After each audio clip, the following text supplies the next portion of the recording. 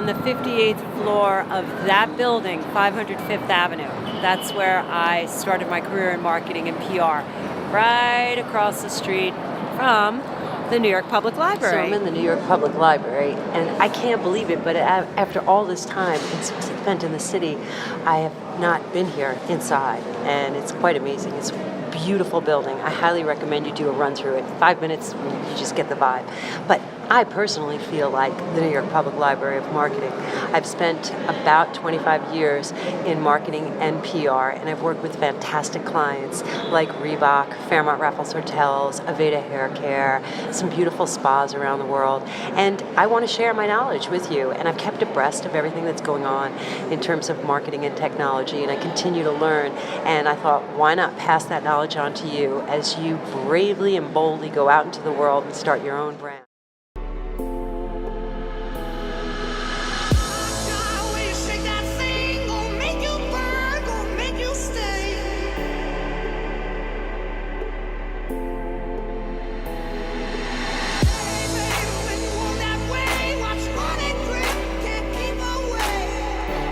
The directive first, and that is be very, very careful of your initial assumptions, your critical assumptions as you start your business. So what does that mean?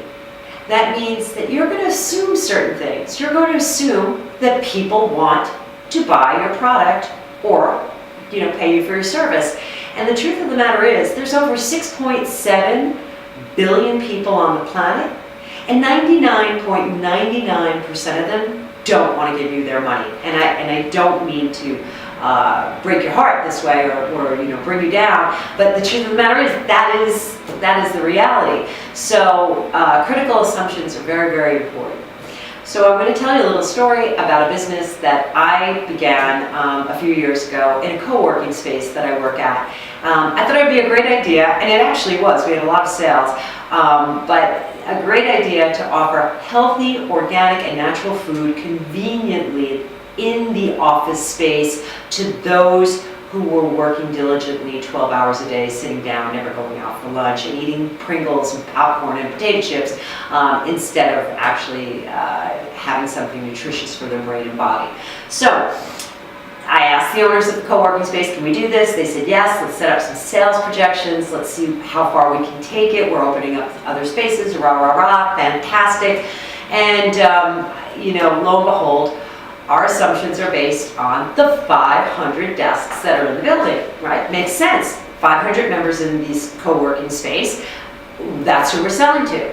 Well, we put out projections for the year, and then after about the first 2 weeks, we realized we weren't meeting those projections. We were figuring that each person would buy, on average, about $7 worth of organic coffee and healthy sandwiches and salads a day. Well, lo and behold, about 200 of the 500 people, on average, were spending about $7 a day. And racking my brain, I said, wow, okay, what's happening here? Why aren't we meeting our projections? It was because out of the 500 people that were renting office space, only 200 were showing up each day, not 500. Now, that was an assumption that we made. We didn't do a traffic count. Sure, we had a desk count, but we didn't do an actual physical traffic count. Now, the same thing happened to another client.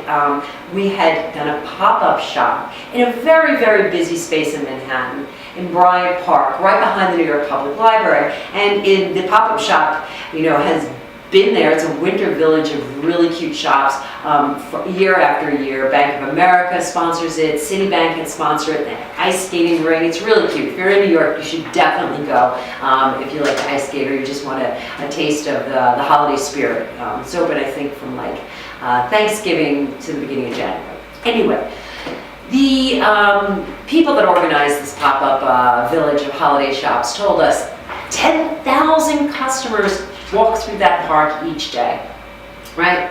So we were thrilled. I mean, this was great rent, short period of time, wonderful way to do a test should they open up a store in New York. And then meanwhile, this is a natural organic product company. They make beauty and grooming products for men and women from Brazil. So assumption is 10,000 people traffic each day.